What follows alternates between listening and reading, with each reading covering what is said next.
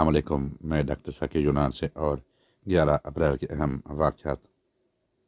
11 April 1814 میں Napoleon Bonaparte کو جلا وطن کر دیا گیا۔ 11 اپریل 1909 کو طالبی کی بنیاد رکھی گئی۔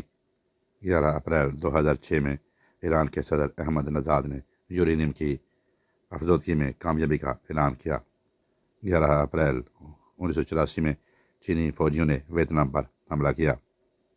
11 اپریل 1919 میں انٹرنیشنل لیبر آرگنائزیشن کا قیام عمل میں آیا۔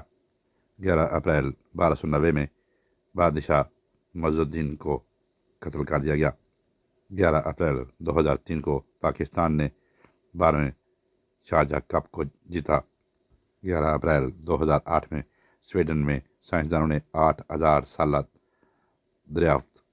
ایک درخت دریافت کیا۔